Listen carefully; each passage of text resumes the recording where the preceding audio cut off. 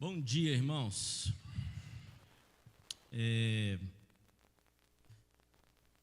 Domingo passado a Valéria esteve aqui ministrando.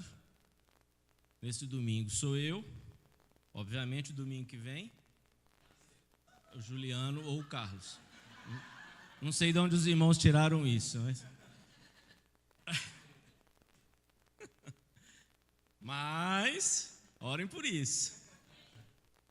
Orem por isso, porque eu falei para ele hoje, eu lavo a louça e você prega. Ele não quis trocar. Tá tudo pronto, é só ler. Aleluia, irmãos, louvado seja Deus. Uma rápida... o tempo aqui não está muito a meu favor, então eu vou ser bem rápido mesmo. Mas assim, para a gente dar uma relembrada de alguma coisa relativa à palavra da semana passada, e eu quero convidar a Obed, que eu participo, a não se manifestar. Teve uma das coisas que a Valéria ministrou aqui, que ela falou sobre a questão de iniquidade, vocês lembram? E qual que era o significado de iniquidade? Desprezo pela lei. Porque quando a gente vai na palavra anomia, então significa exatamente isso. Foi traduzido como iniquidade, mas é o desprezo pela lei. E a palavra de Deus fala em João que pecado é a transgressão da lei de Deus. Ok? Então, uma vez que os irmãos recapitularam essas coisas, vamos abrir a nossa Bíblia em Lucas 12.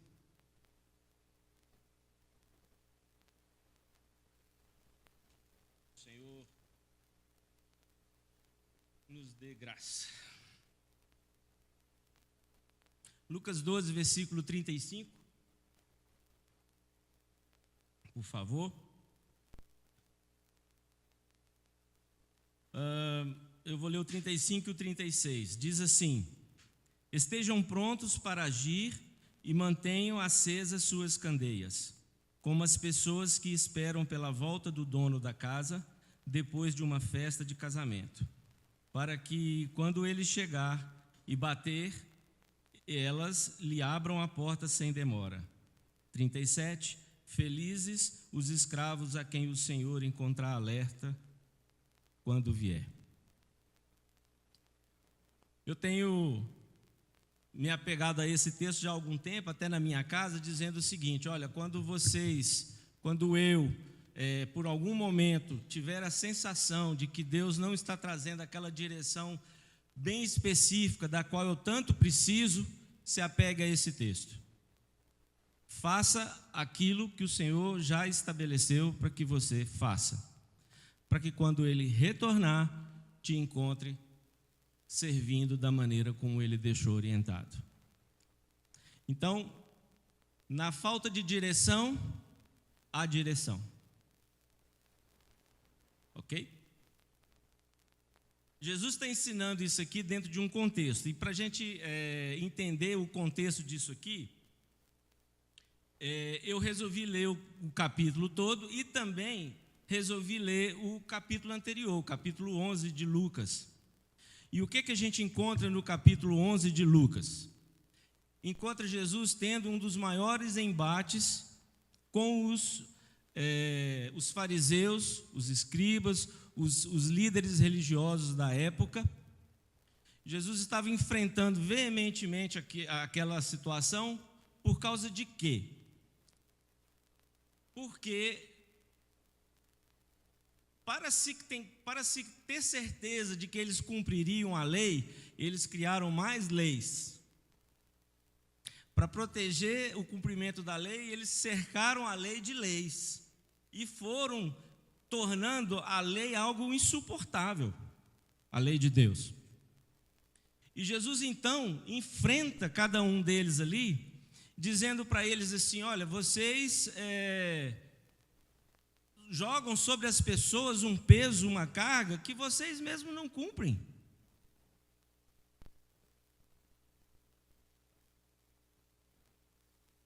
No entanto, possuem os melhores lugares nas sinagogas e são extremamente reconhecidos quando andam pelas ruas.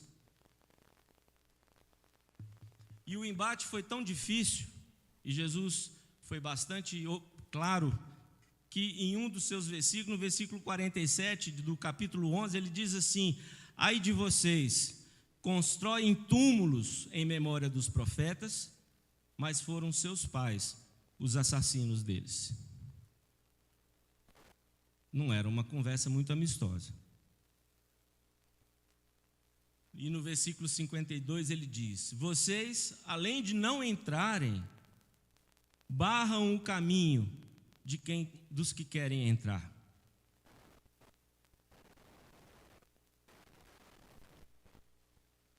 E a partir daí, os mestres da Torá e os fariseus começaram a se opor fortemente a ele. E aí a palavra de Deus fala, já agora aqui voltando para o capítulo 12, que é o que a gente usou de referência, uma grande multidão começa a se juntar e se reunir. E depois de todo esse embate, do calor dessa discussão, Jesus aproveita a oportunidade para começar a ensinar aquela multidão que foi se juntando ali. E de quebra também foi falando com seus discípulos. Então ele diz assim: cuidado com o fermento dos fariseus. Por quê? Porque sabe aquela história da slide 1, aquela história da uma maçã estragada estraga as demais, né? O fermento, cuidado com essa conversa que eles estão tendo, que vai contaminando um ao outro, vai inchando, e as pessoas vão se perdendo nisso. Aí ele diz: não temam os que podem matar o corpo, porque havia perseguição. E aí ele diz assim: olha, procurem temer aquele que pode não só matar, como colocar vocês também no inferno. Também diz: quem não me conhecer diante dos outros, também não será reconhecido. Porque em meio à perseguição, existe uma possibilidade de nós recuarmos e nós deixarmos de testemunhar do Senhor. E aí, falando, ele chega nesse ponto: estejam prontos para agirem e mantenham acesas as suas candeias. E aí ele dá o exemplo do servo, que é bom que quando o seu senhor retornar da sua viagem, ele te encontre fazendo aquilo que ele estabeleceu para que você faça. Em Mateus capítulo 24, a gente vai ter a mesma situação. Nós estamos falando dos evangelhos, e os evangelhos tendem a princípio a contar o que se passou com Jesus. Cada um na sua visão, cada um pegando pontos que talvez lhe chamou mais atenção, cada um agindo com fidelidade daquilo que viu na sua percepção, mas eles estavam relatando os fatos ali. Então, em Mateus 24, de 45 não precisa colocar, até 51 a gente tem a mesma passagem, e Jesus usando o mesmo texto, falando que bendito vai bem o servo que foi encontrado nessa condição. E aí eu fiz o mesmo processo, vou no capítulo anterior, vou dar uma sondada para chegar nesse clima, nessa ministração de Cristo para a multidão, para os discípulos. O que aconteceu ali atrás? Então, no capítulo anterior de Mateus, no capítulo 23, o autor vai narrar a mesma discussão de Jesus com os fariseus.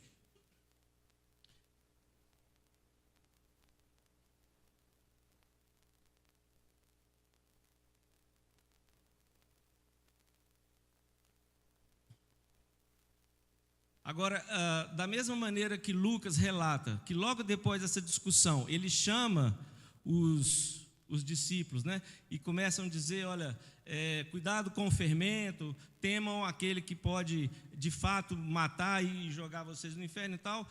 Mateus chama a atenção para outros pontos que Jesus falou ali para a multidão e para os discípulos, no slide 2, que diz o seguinte: e aí ele foca muito a respeito da volta dele. Não sejam enganados, muitos virão em meu nome e desviarão a muitos. Ele fala também que uma das características a respeito da volta dele é que haverá rumores de guerra, fomes e terremotos. Vocês serão presos, punidos, condenados à morte. Aparecerão falsos profetas e enganarão muitas pessoas. E pelo crescimento da iniquidade, o amor de muitos se esfriará. O abandono das leis do Senhor, o abandono da vontade de Deus, o diluir do verdadeiro significado à palavra de Deus, né? A palavra de Deus vem sendo diluída, e isso vai gerar o que em nós? Um esfriamento. No entanto, ele termina dando uma palavra de ânimo: aquele que perseverar até o fim será salvo. Louvado seja o Senhor. Percebemos então que os livros estão bem alinhados, as histórias são as mesmas e os relatos batem completamente. E todos eles, apesar de acrescentarem pontos específicos, e alguns deles que não estão em um, mas estão no outro, deixa sempre bem claro o final disso. O Senhor usando o exemplo do servo, que deve ser encontrado fazendo o que deve ser feito.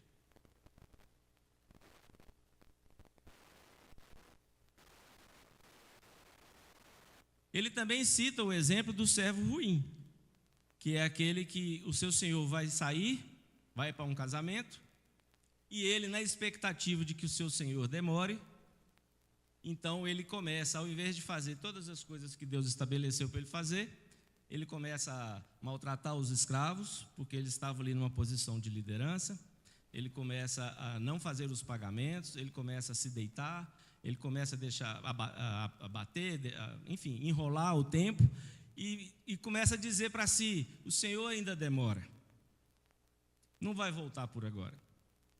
E esse é um cuidado que nós temos que ter. É um sentimento que o tempo inteiro nos rodeia. Dá tempo. Dá tempo.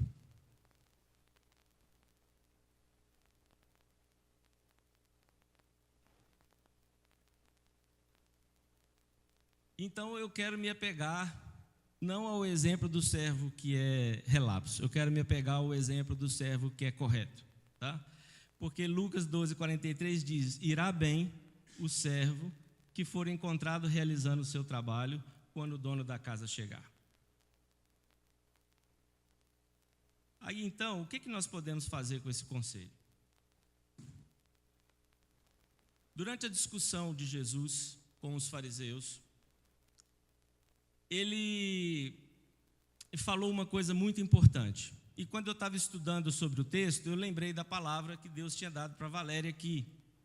Falou muito sobre a questão da gente retornar à palavra de Deus, retornar aos princípios de Deus, à lei de Deus, retornar aos mandamentos de Deus.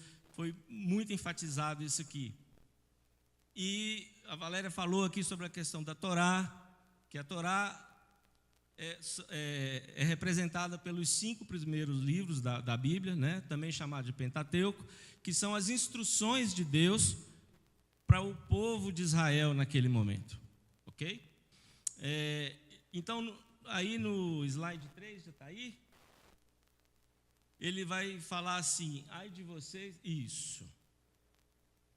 Então ele vai falar assim: ai de vocês, mestres da Torá e fariseus, hipócritas, dão o dízimo da hortelã, do endro e do cominho, mas têm negligenciado as questões mais importantes da Torá: justiça, misericórdia e fidelidade. Essas são as coisas para as quais vocês devem dar atenção, sem negligenciar as outras. Então eu me dei conta de que quando eu vejo essas 3 características que Jesus está dizendo que a Torá aponta para elas, eu vejo em Jesus, eu acho que você tem essa mesma facilidade de visualizar, se você vê justiça, misericórdia e fidelidade, onde nós podemos encontrar isso, irmãos? Se não em Cristo.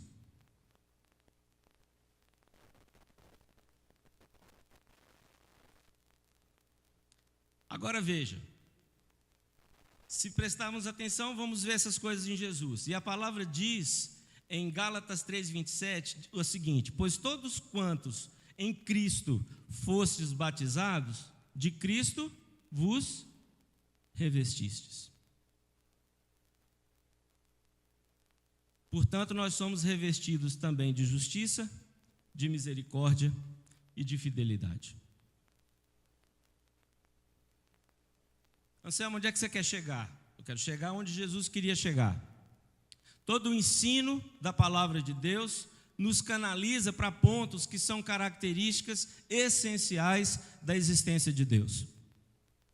Por isso também elas estão em Cristo. Porque não há nada que Cristo aponte que não nos leve a Deus, o Criador de todas as coisas.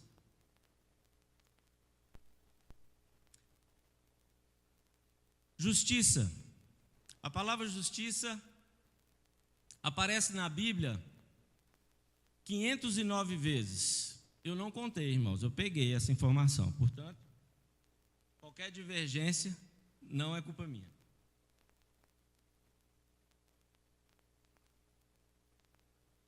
Sendo 425 vezes no Antigo Testamento e 84 vezes no Novo. É uma palavra extremamente repetida, porque justiça é uma característica nata de Deus.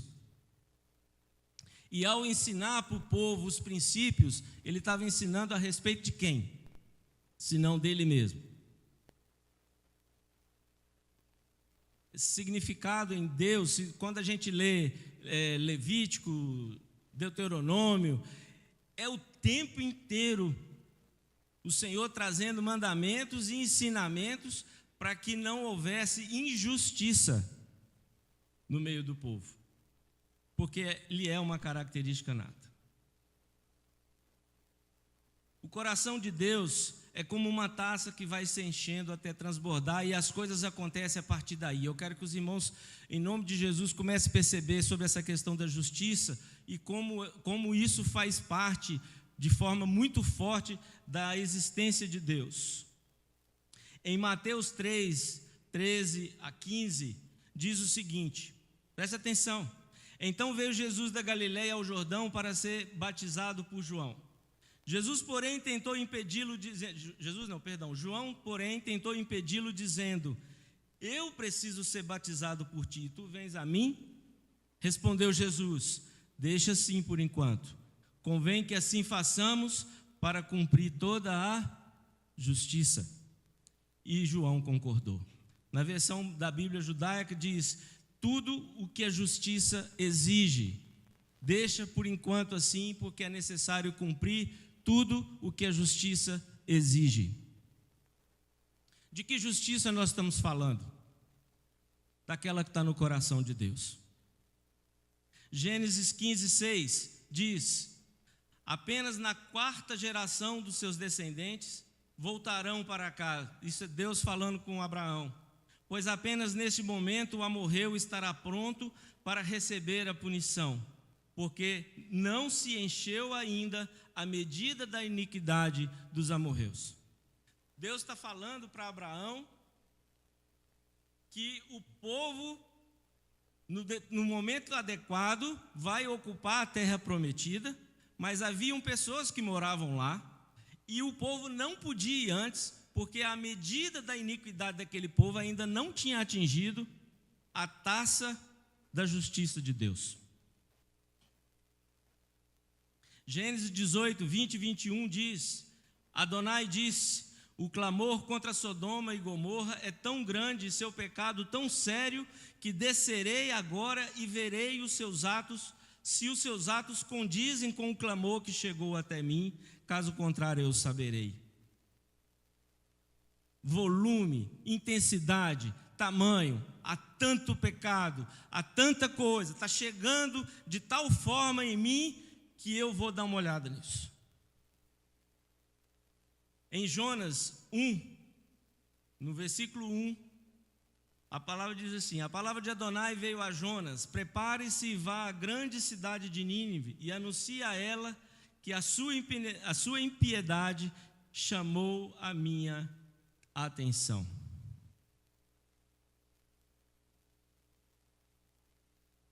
Justiça. A justiça é uma característica nata de Deus e é um dos seus instrumentos para estabelecer os acontecimentos. Jesus não veio nem um dia antes, nem um dia depois daquilo que ele estabeleceu.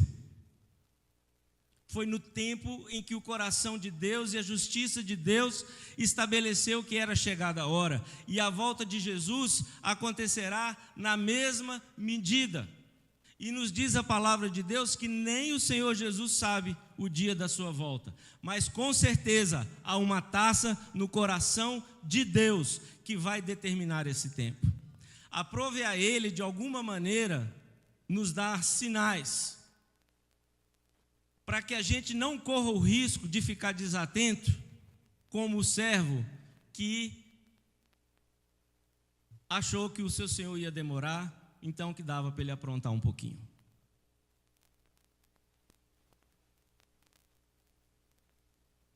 O autor de Hebreus, ele fala no capítulo 10, a Torá tem em si uma sombra das coisas boas que virão, mas não a manifestação real das coisas originais.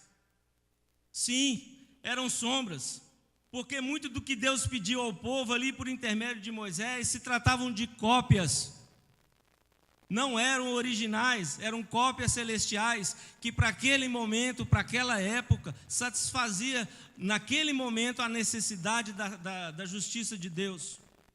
No versículo 3 e 4 diz: não ocorre o contrário. Está falando sobre a questão da necessidade de repetir todos os anos os sacrifícios.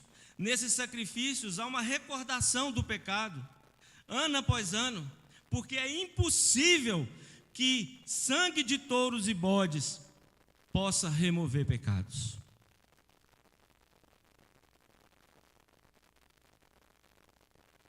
No entanto, para que o perdão do pecado acontecesse de uma maneira íntegra, dentro dos padrões da justiça de Deus, era necessário que não houvesse sombras, e nem era necessário nesse aspecto que não houvesse sangue de bodes e de bois e de ovelhas para cumprir algo. Ele então envia algo da sua própria entranha, que vem do céu, e é Jesus que assume essa responsabilidade e vai para a cruz.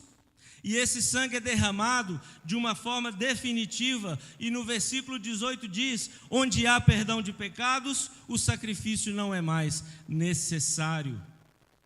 Cessou-se os sacrifícios, porque Yeshua, sendo o Cordeiro de Deus, satisfez plenamente a sede da justiça de Deus. Justiça. Não dá para pensar em Deus sem pensar em justiça.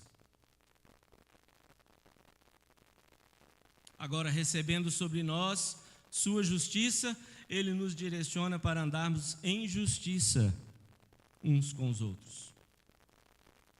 Nesse embate que Jesus teve com os fariseus, ele diz assim para os outros, depois de todos esses ensinos: ora, se a vossa justiça não exceder em muito a dos escribas e fariseus, jamais entrareis no reino dos céus.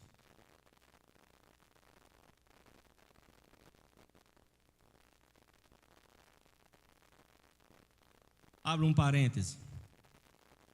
Estávamos em reunião aqui ontem, orando, buscando do Senhor direção para ministrações, para a vida da igreja. E falávamos aqui que o povo de Israel, apesar de em muitos momentos ver a manifestação do poder de Deus, ainda assim teve coragem de levantar bezerros de ouro e fazer tantas outras coisas. Apesar de que ao não subiram a montanha, como foi ministrado aqui, Disseram para Moisés: olha, fala você com Deus, e o que você nos disser nós vamos obedecer. Mas não obedeceram em tudo. E eu comentei, falei: olha, mas a gente também, e eu não estou aliviando o pecado de Israel, eles passaram 400 anos aprendendo um monte de porcaria no Egito. Isso estava entranhado dentro do coração deles. Agora trazemos isso para as nossas gerações. Fizemos umas contas aí. Quanto tempo vem que o nosso evangelho vem sendo diluído em doses homeopáticas e que a gente não percebe? Vai se acostumando e vai entrando no meio de nós, e quando a gente se dá por conta, talvez você não está levantando um bezerro de ouro, mas está fazendo um monte de coisa que desagrada profundamente a Deus, inclusive não andar na sua justiça. Mateus 5,6 diz: bem-aventurados os que têm fome e sede de justiça, porque eles serão fartos. Entenda isso, irmãos. Eu estou pedindo hoje, em nome de Jesus, para você entender isso num patamar que vai muito além da sua justiça pessoal. Ter fome e sede de justiça, se nós entendemos aqui que a justiça tem origem em Deus, é ter fome e sede dele antes de mais nada. E isso faz parte, a partir de agora, da nossa vida, uma vez que estamos em Cristo. Dentro da cultura judaica, quando você abençoa um necessitado, quando você separa um pouco de sua produção para repartir com alguém que necessita, ou quando eles seguem, pode tirar o slide, está aí? Até chegar o próximo aqui. Quando Jesus ensinava que eles iam produzir no campo, mas uma vez a cada 7 anos eles precisavam deixar o campo à vontade, e o que tivesse produzindo ali as pessoas poderiam pegar e poderiam usufruir. Então, para o judeu, cada vez que eles ajudam alguém em alguma coisa, para eles não é um ato de esmola, é justiça. É de alguma maneira fazer justiça. Quando você compartilha com alguém algo que alguém não tem, mas que você foi abençoado e teve. Então, em Mateus 25, de 31 a 40, a gente tem aquele texto em que a palavra de Deus, Jesus fala que ele vai estar reunido com aqueles que estão com ele e vai julgar as nações, e no meio das nações ele precisa separar os que são deles. E aí ele começa a dizer: porque eu tive fome e me deste de comer, eu tive sede e me deste de beber, eu fui estrangeiro e me trataram como um convidado, eu estive nu e vocês me vestiram, estive doente e cuidaram de mim, estive preso e vocês me visitaram. Eu lhes digo que todas as vezes que fizeram essas coisas a algum desses menos favorecidos, o fizeram a mim. Justiça, justiça, justiça o tempo todo. Deus falando assim: seja justo, porque eu fui justo com você.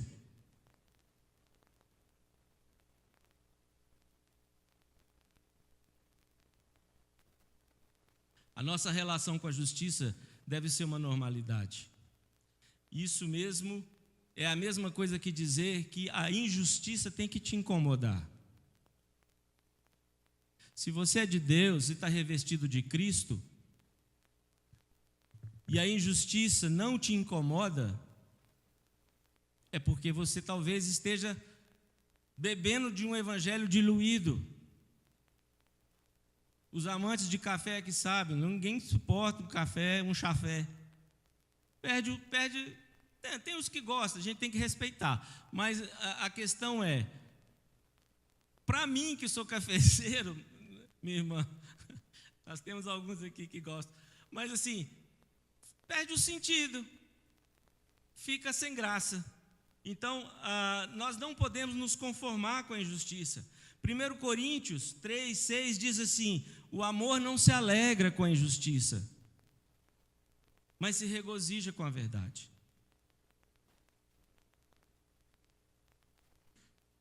A justiça afasta da nossa vida o senso de justiça.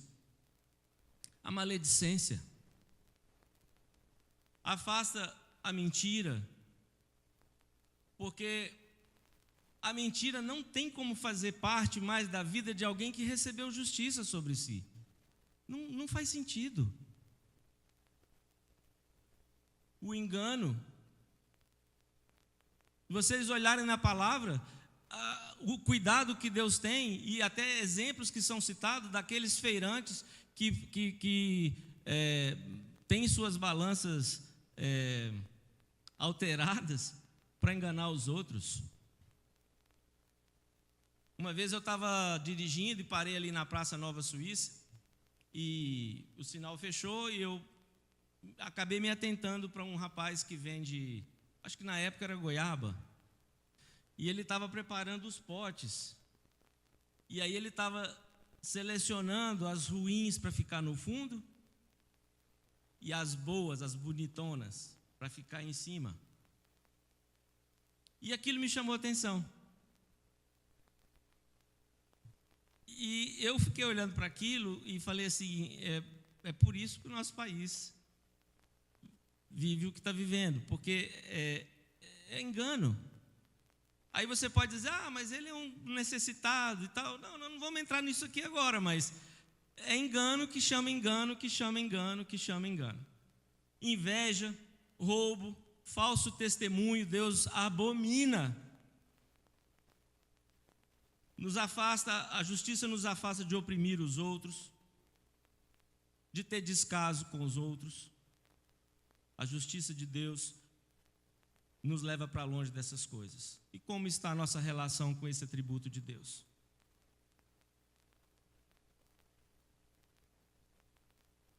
É uma característica evidente em nós, no nosso dia a dia, no nosso cotidiano. E aqui faço um alerta, não vou me adentrar dele, só vou fazer o alerta porque está na palavra, não fui eu que falei. A palavra nos alerta que devemos nos conformar, que devemos conformar a nossa justiça com a de Deus, pois elas são muito diferentes. Tiago 1,20 diz, porque a ira do homem não produz a justiça de Deus. Então é bom a gente separar, porque se Deus fosse agir sobre nós, com a mesma justiça que nós tendenciosamente temos sobre os outros, não estaríamos aqui. Eu volto a repetir esse versículo. Irá bem o servo que foi encontrado realizando o seu trabalho quando o dono da casa chegar. Rapidinho aqui sobre misericórdia.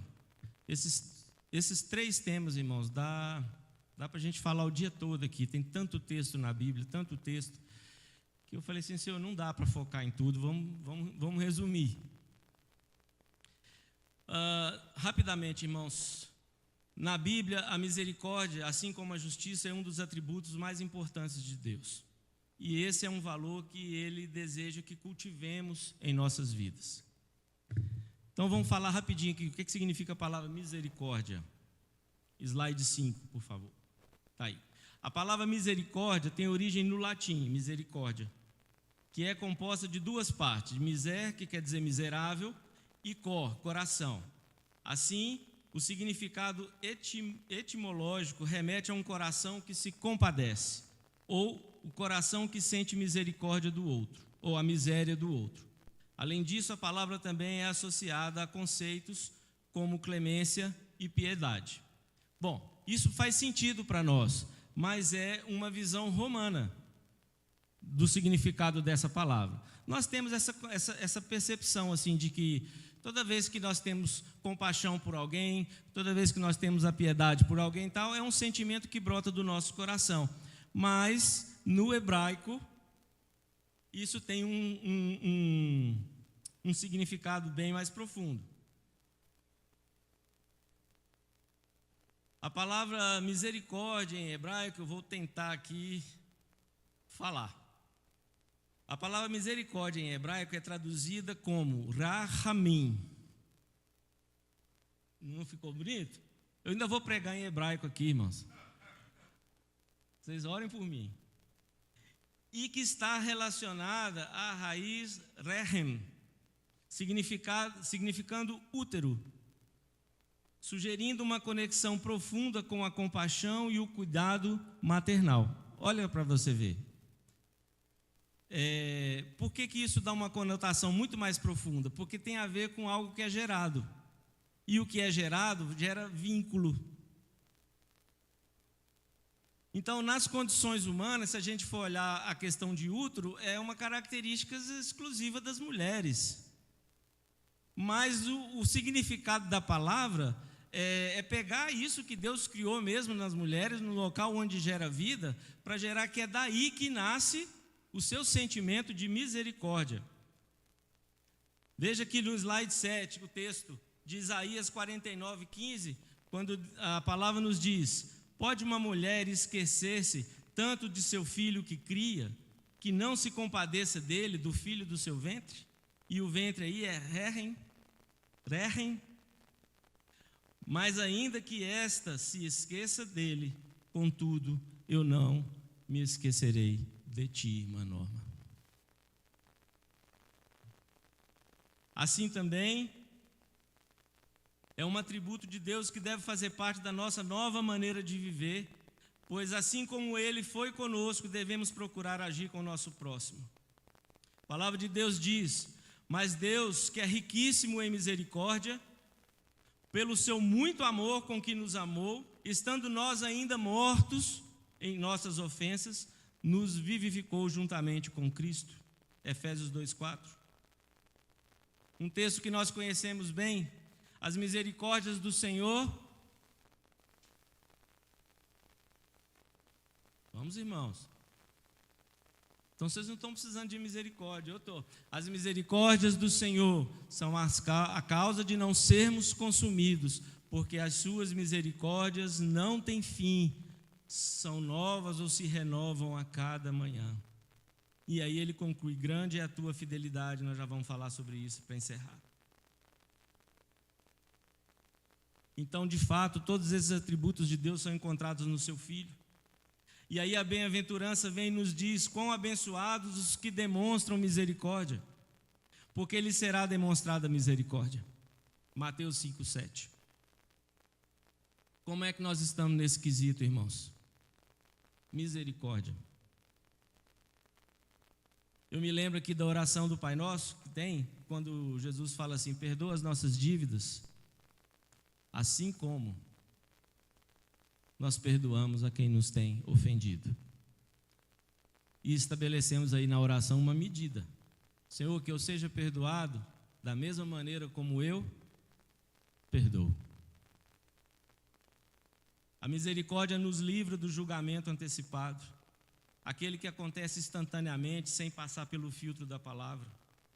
Nos coloca na situação do outro, de alguma forma, até mesmo na admoestação que é bíblica, a Bíblia nos ensina: admoestai-vos uns aos outros em amor, que devemos fazer, que ela seja feita com misericórdia, de maneira que o propósito da admoestação alcance o seu objetivo final. A misericórdia não é aceitar o pecado do outro com normalidade, nem mesmo desobedecer uma direção de Deus em nome dela.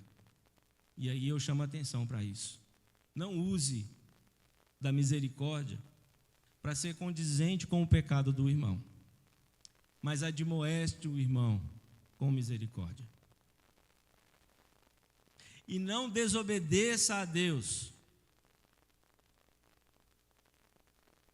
baseado na palavra misericórdia. Quando Deus te der uma direção, por mais dura que ela possa ser, obedeça. E estabeleça a misericórdia no momento certo que Deus mandar você estabelecer. Não misture nem use isso como amuleto para errar diante de Deus.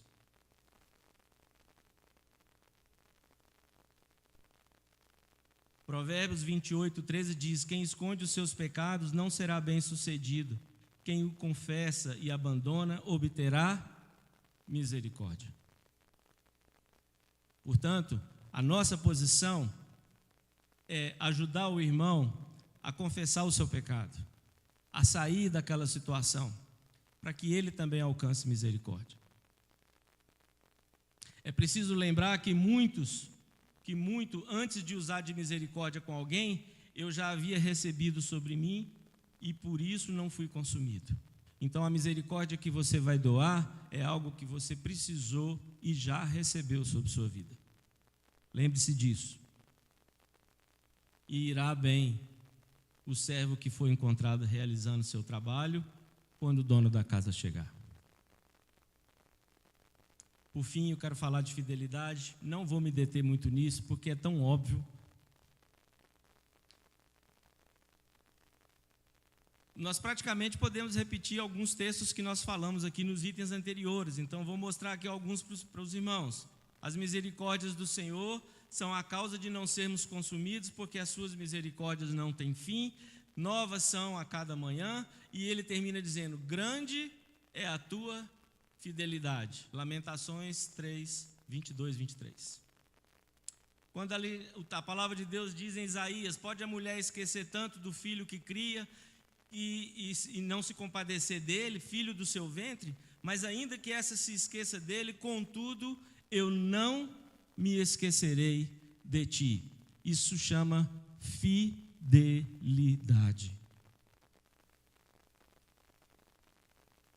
1 João 1,9: se confessarmos os nossos pecados, Ele é fiel e justo, olha a justiça, para nos perdoar os pecados e nos purificar de toda injustiça. 1 Tessalonicenses 5,24 diz: fiel é o que vos chama, o qual também o fará. Deuteronômio 7,9 diz: saberá, pois, que o Senhor teu Deus é Deus, que o Senhor teu Deus é Deus, o Deus fiel, que guarda o conserto e a misericórdia até 1000 gerações, aos que o amam e guardam os seus mandamentos. Deus, Jesus, sai pelos poros a fidelidade, a justiça e a misericórdia. Não dá para desassociar essas coisas ao falar dele. Portanto, a infidelidade entristece o coração de Deus. Gente, é tão fácil ver isso quando você lê a palavra de Deus.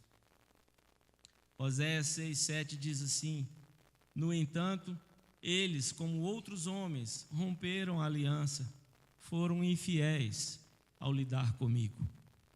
Quando Deus está falando com o povo de Israel a respeito da nova aliança, tem um momento que ele diz assim: porque eu fui para vocês como um esposo. No sentido de dizer, nunca fui infiel. Eu nunca furei com vocês. Eu nunca me esqueci do que eu prometi. Mas nós somos tendenciosos à infidelidade. Lucas 12, 45 a 46, que é o texto base que nós lemos para a gente encerrar.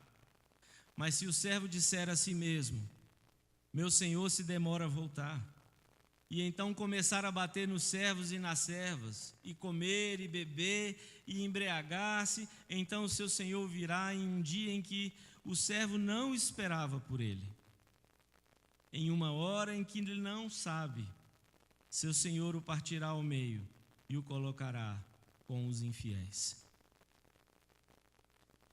A infidelidade na idolatria, na incredulidade, no descaso com a palavra.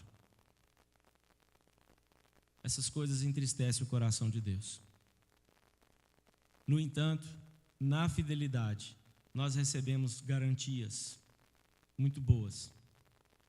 Apocalipse 14:12 diz assim: aqui está a perseverança dos santos, daqueles que obedecem aos mandamentos de Deus e permanecem fiéis a Yeshua. A fidelidade nos garante um lugar especial na presença de Deus.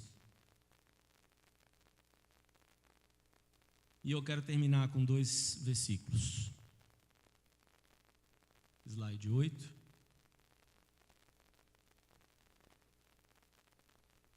Que o amor e a fidelidade jamais o abandonem.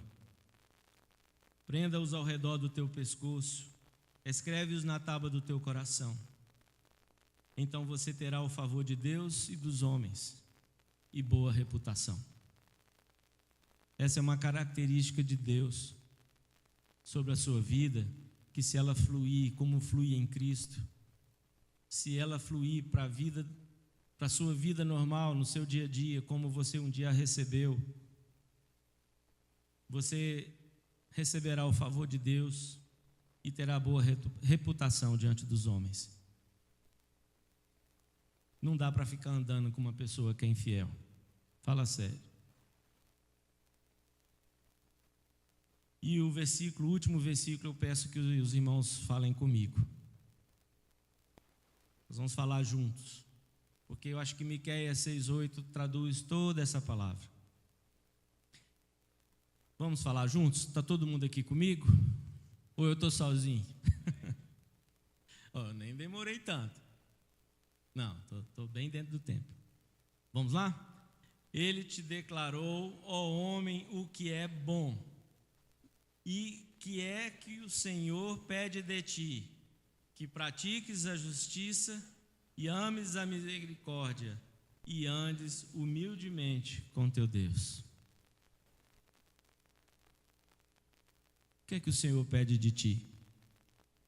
Pratica a justiça, ame a misericórdia e ande humildemente com teu Deus. Fidelidade, irmãos. Quem é fiel caminha junto. Amém? Que o Senhor te abençoe e que a partir de hoje, mais do que ontem, e amanhã mais do que hoje, quando você lê, principalmente o Antigo Testamento, quando você lê sobre a questão dos mandamentos de Deus, da palavra de Deus, presta atenção, porque ela aponta para alguma coisa. Ela aponta para os atributos de Deus. Porque tudo que foi escrito ali é Deus falando a respeito de si mesmo e da sua própria vontade. E a Torá aponta para misericórdia, fidelidade e justiça. Que a sua vida seja repleta dessas coisas em nome de Jesus. Amém.